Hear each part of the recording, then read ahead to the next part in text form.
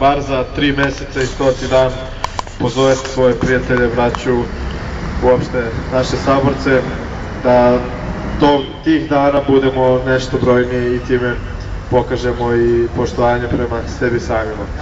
Sada će vam se obratiti Marina Đurišić, aktivistkinja 1389, inače Srpkinja iz Crne Gore, koja će pročitati ostavku za Borisa Tadića koju će mu uručiti, to jest predati u predsjedništvo, znači kako smo već u praksi nazvali ambasadu Evropske unije u Srbiji, pošto očigledno onu prvu je administrativna služba izgubila, a pošto to ne znači da Boris Tadić treba da ostane na mestu gde je samo zato što se neke stvari gube, onda ćemo biti uporni, kao što smo uporni u protestima, tako i u našim zahtjevima za ispunjenje. Izvoli, Marina. Možemo. Evo, ostavka glasi ovako. Ja, Boris Tadić, podnosim neopozivu ostavku na mjesto predsjednika Srbije u drugom mandatu zbog pod 1.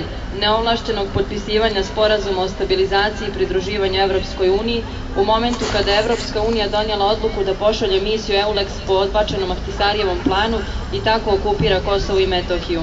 Pod 2. zbog podrške samovoljnoj okupacionoj misiji Evropske unije EULEX. Pod 3. sramnog izvinjenja Hrvatskoj državi uprkos genocidu koji su Srbi pretrpjeli od Hrvata u Drugom svjetskom ratu, uprkos zločinima na nedužnim Srbima u logoru Jasenovac i uprkos progonu skoro svih Srba tokom 1995. godine. Pod 4. zbog neljudskog odnosa prema velikom broju nedužnih srpskih žrtava u Bratuncu u Republici Srpskoj. Pod 5.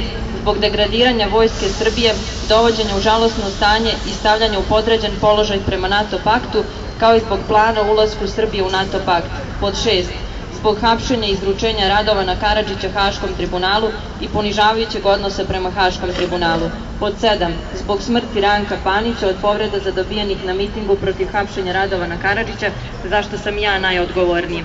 Pod 8. zbog podjele građana Srbije na pro- i antievropski orijentisane građane prvog i drugog reda. U Beogradu, 17. oktobar 2008. predsjednik Republike Srbije Boris Tadić. Hvala.